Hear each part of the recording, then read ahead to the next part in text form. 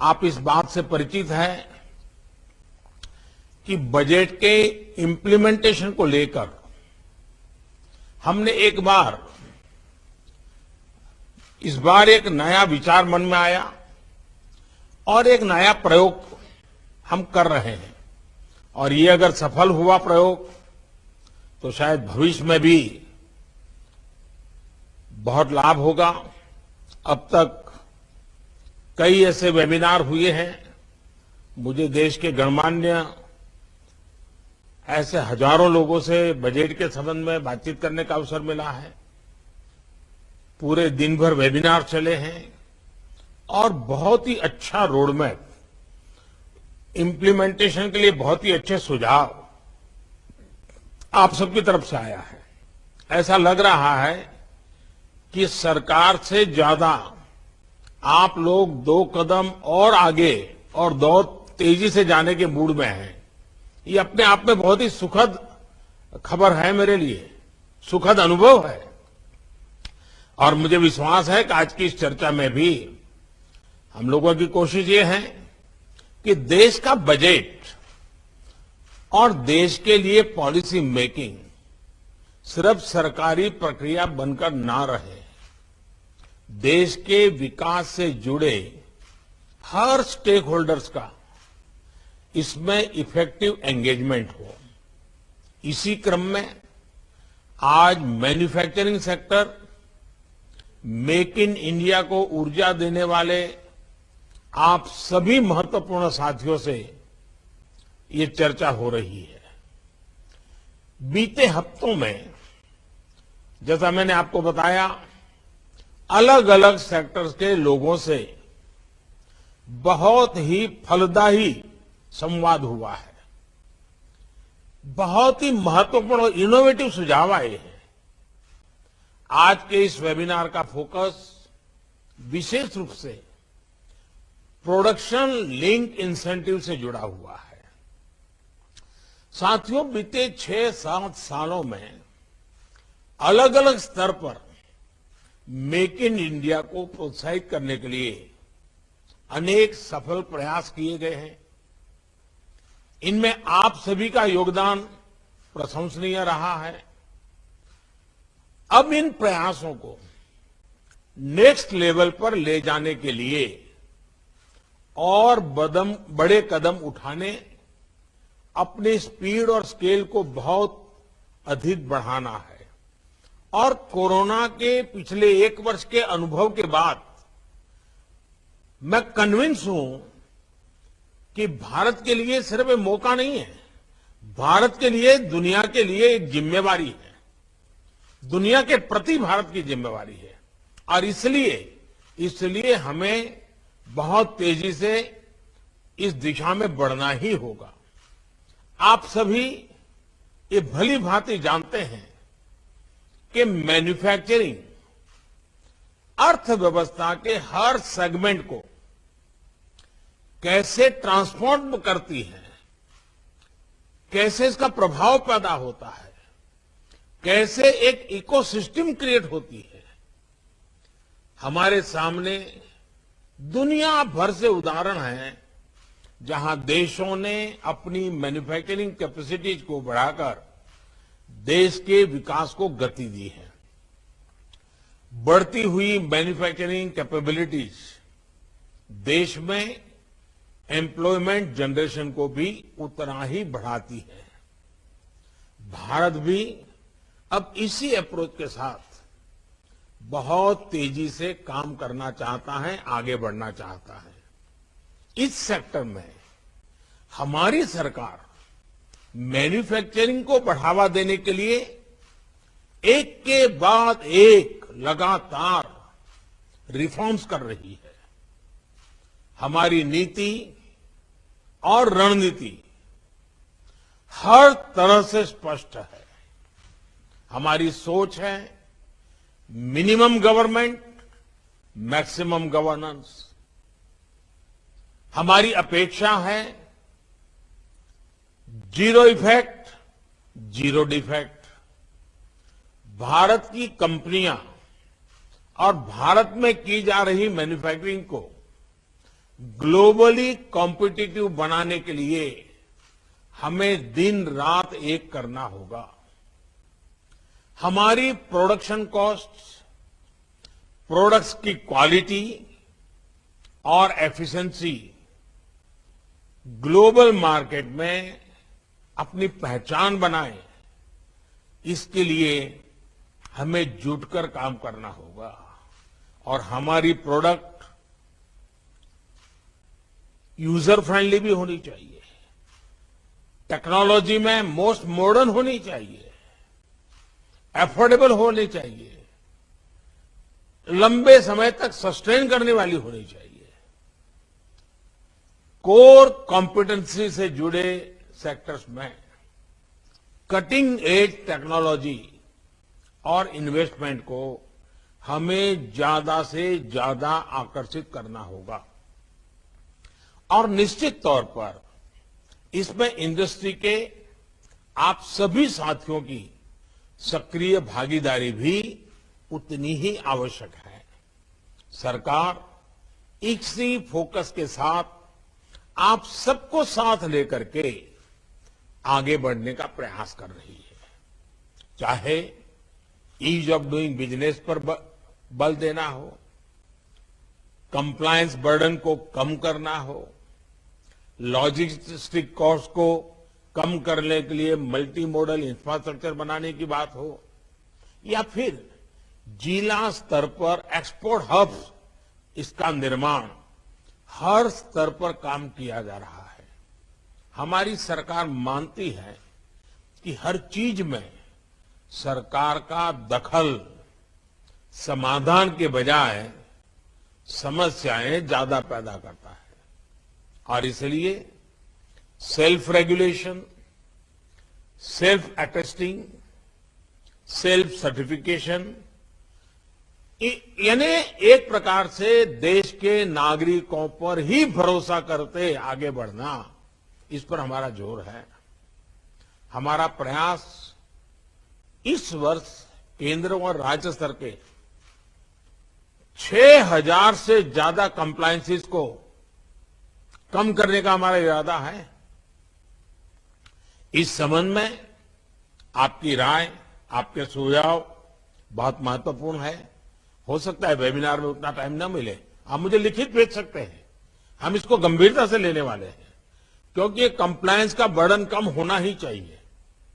Technology आ गई है, हर चीज को बार बार ये फॉर्म भरो, वो फॉर्म भरो, डिकना भरो, ये इस चीजों से मुझे मुक्ति देनी है।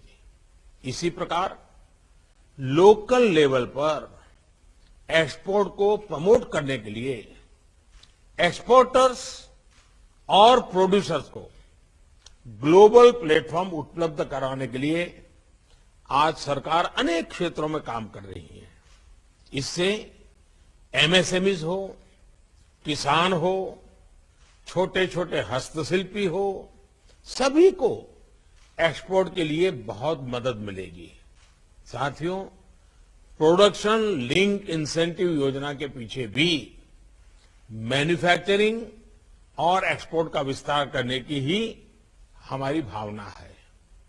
दुनिया भर की मैन्युफैक्चरिंग कंपनियां भारत को अपना बेस बनाएं और हमारी घरेलू इंडस्ट्री, हमारे एमएसएमईज की संख्या और सामर्थ्य का विस्तार हो, इस सोच के साथ हम इस वेबिनार में कॉन्क्रीट योजनाओं को अगर रूप दे सकते हैं तो जिस फिलॉसफी को लेकर के बजट आया है वो परिणामकारी सिद्ध होगा। इस योजना का मकसद अलग अलग सेक्टर्स में भारतीय उद्योगों की कोर कॉम्पिटेंसीज और एक्सपोर्ट में ग्लोबल प्रेजेंस का दायरा हमें बढ़ाना ही होगा। सीमित जगह पे, सीमित देशों में, सीमित आइटम लेकर के और हिंदुस्तान के 2-4 कोने में से ही एक्सपोर्ट, ये स्थिति हर प्रकार से बदलनी है। हिंदुस्तान का हर जिला एक्सपोर्ट में क्यों ना हो, दुनिया का हर देश भारत से इंपोर्ट क्यों न करता हो, दुनिया के हर देश में हर इलाके में क्यों ना हो, हर प्रकार की चीजें क्यों ना हो। पहले की योजनाओं और मौजूदा योजनाओं में आपने भी एक स्पष्ट अंतर देखा होगा। पहले इंडस्ट्रियल इंसेंटिव्स एक open ended input based subsidies का प्रावधान होता था। अब इसको एक कॉम्पिटिटिव प्रोसेस के माध्यम से टारगेटेड परफॉर्मेंस बेस्ड बनाया गया है। पहली बार 13 सेक्टर्स को इस प्रकार की योजना के दायरे में लाना हमारा कमिटमेंट दिखाता है। साथियों, ये पीएलआई जिस सेक्टर के लिए है उसको तो ये लाभ हो ही रहा है, इससे उस सेक्टर से जुड़े पूरे इकोसिस्टम का बहुत फायदा होगा। ऑटो और फार्मा में पीएलआई से ऑटो पार्ट्स, मेडिकल इक्विपमेंट्स और दवाओं के रॉ मटेरियल से जुड़ी विदेशी निर्भरता बहुत कम हो जाएगी। Advance cell batteries, solar PV modules और स्पेशलिटी स्टील, इसको मिलने वाली मदद से देश में एनर्जी सेक्टर आधुनिक होगा। हमारा अपना रॉ मटेरियल, हमारा अपना लेबर, हमारी अपनी स्किल, हमारा अपना टैलेंट, हम कितना बड़ा जंप लगा सकते हैं।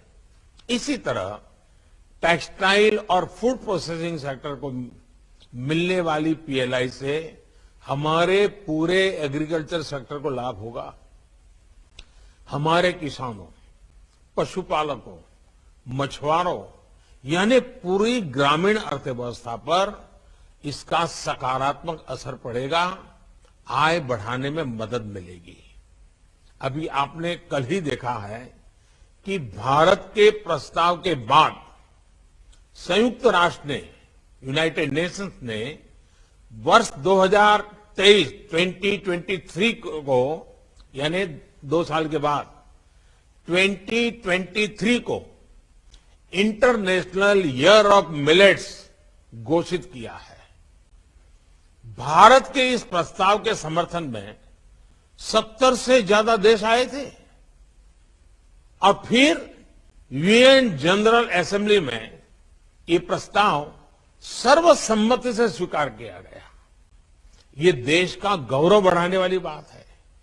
ये हमारे किसानों के लिए भी बड़ा अवसर है और उसमें भी खास करके छोटे किसान, जहां सिंचाई की सुविधाएं भी कम है और जहां पर मोटा अनाज पैदा होता है। इस मोटे अनाज का महात्म्य दुनिया तक पहुंचाने का काम यूएन के माध्यम से हमने जो प्रस्तावित किया वो 2023 के लिए स्वीकृत हुआ है।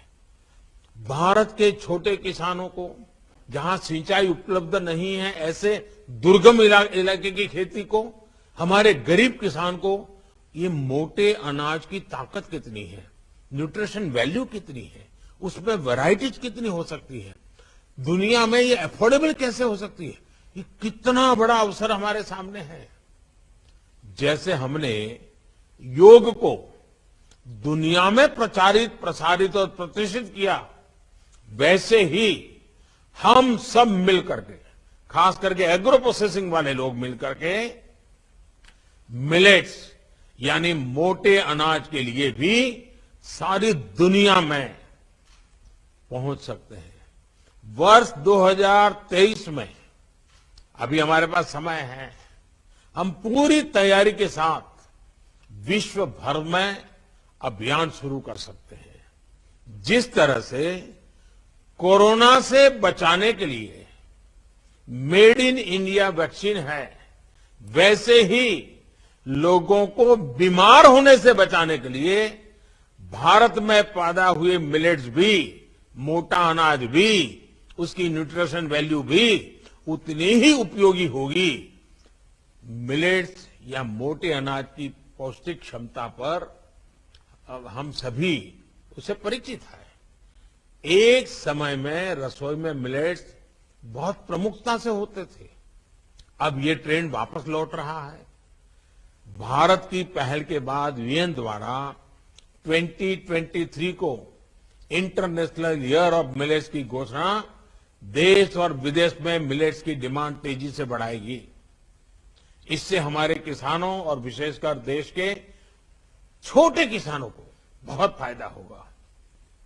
इसलिए मेरा एग्रीकल्चर और फूड प्रोसेसिंग सेक्टर से आग्रह है कि इस अवसर का पूरा लाभ उठाए। मैं तो आज भी आपके वेबिनार से कोई सुझाव निकलते हैं तो एक छोटा टास्क फोर्स बनाया जाए जो जिसमें पब्लिक प्राइवेट पार्टनरशिप का मॉडल हो और हम इस मिलेट्स मिशन को कैसे आगे बढ़ा सकते हैं दुनिया में, इस पर हम सोच सकते हैं। ऐसी कौन सी वैरायटीज बन सकती हैं जो दुनिया के अलग अलग देशों के टेस्ट के अनुकूल भी हो और हेल्थ के लिए बहुत ताकतवर हो। साथियों, इस वर्ष के बजट में पीएलआई स्कीम से जुड़ी इन योजनाओं के लिए करीब 2 लाख करोड़ रुपए का प्रावधान किया गया है। प्रोडक्शन का औसतन 5% इंसेंटिव के रूप में दिया गया है। यानी सिर्फ पीएलआई स्कीम के द्वारा ही आने वाले 5 सालों में लगभग $520 बिलियन का 520 बिलियन डॉलर का प्रोडक्शन भारत में होने का अनुमान है। अनुमान ये भी है कि जिन सेक्टर्स के लिए पीएलआई योजना बनाई गई है उन सेक्टर में अभी जितनी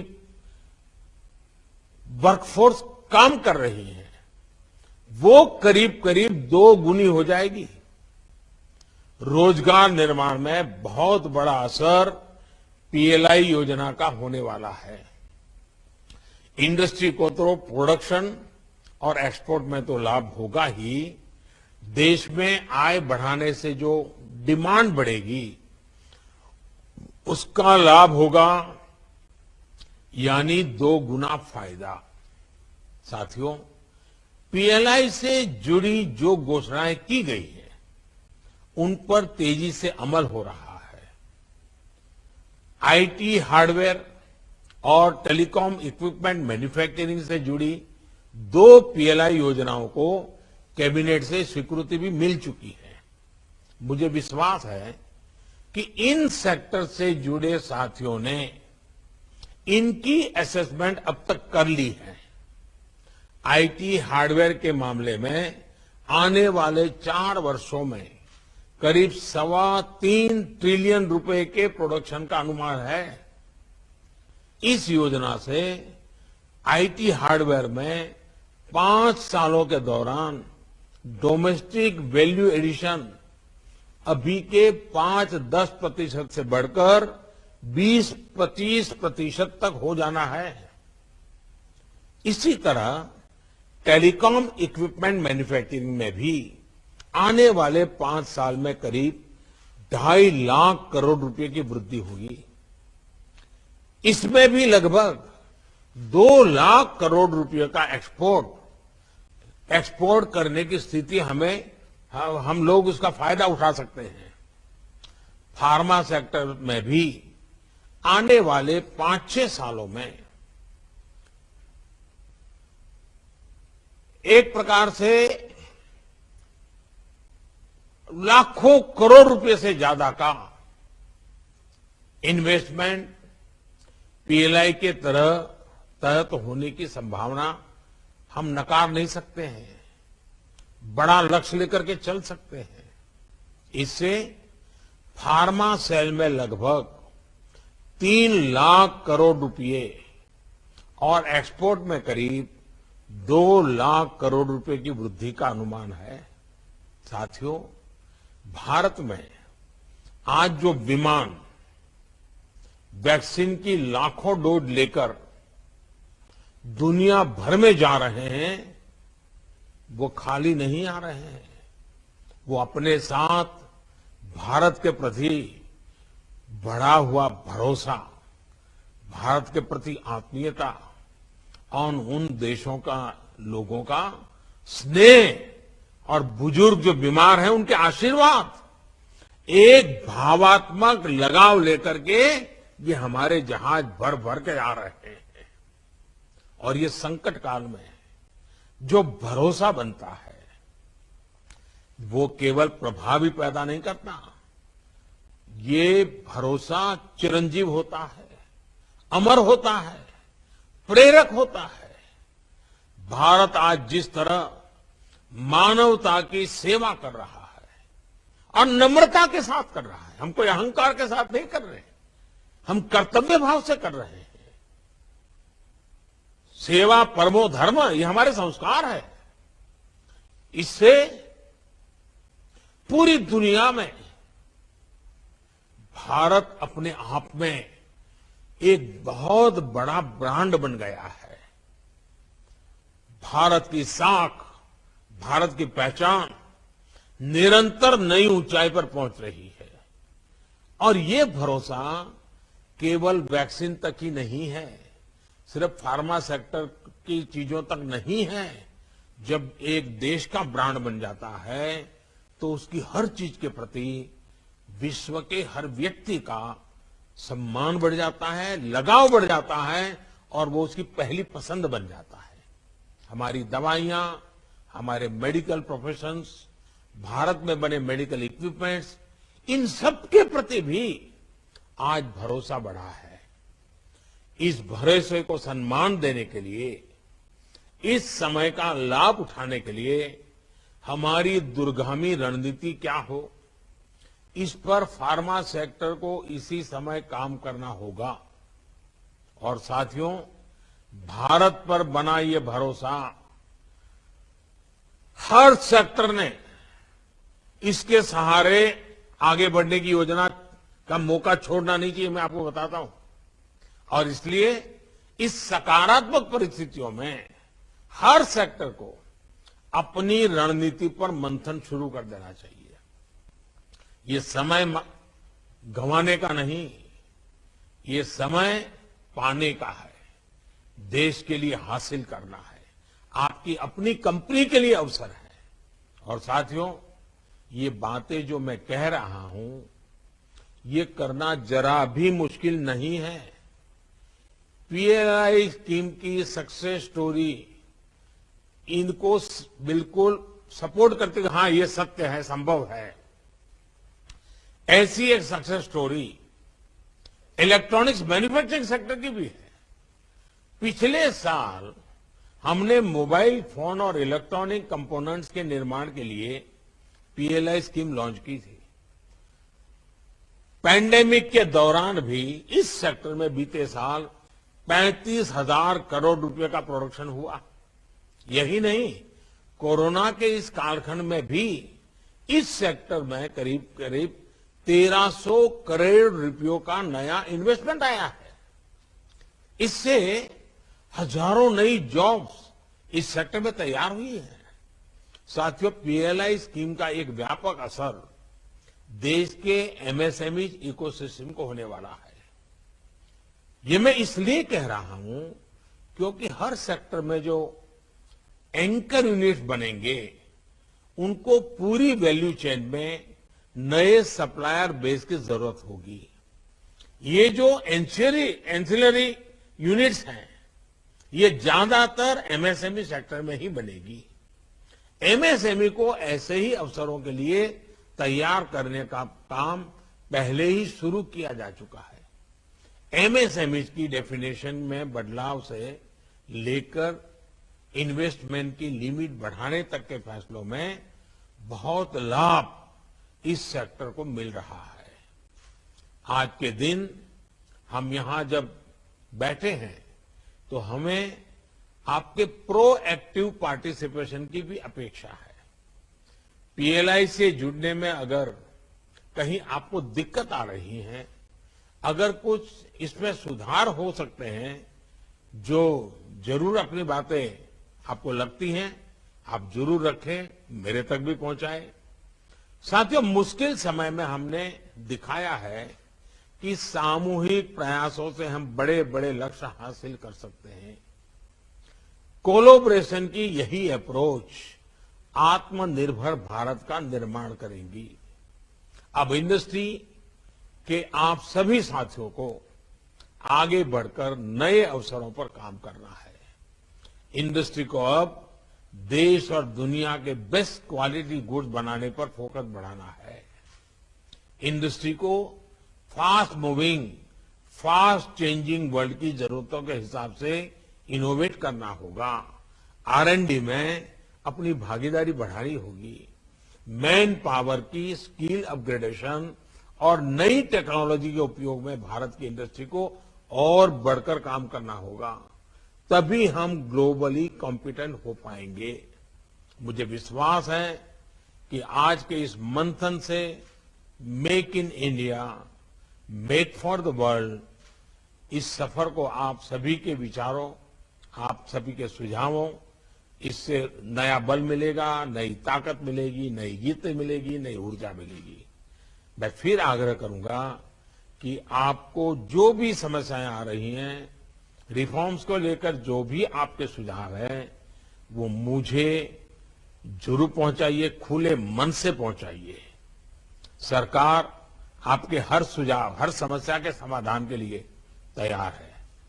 मैं एक बात और कहूंगा, सरकार की इंसेंटिव स्कीमें, व्यवस्थाएं जो भी हो, आपको कभी सीधा साधा लगता है कि दुनिया में जो माल है उससे हमारा सस्ता हो तो बिकेगा, ये अपनी जगह पे सही होगा, लेकिन ये मान के चलिए इन सबसे बड़ी ताकत होती है क्वालिटी की।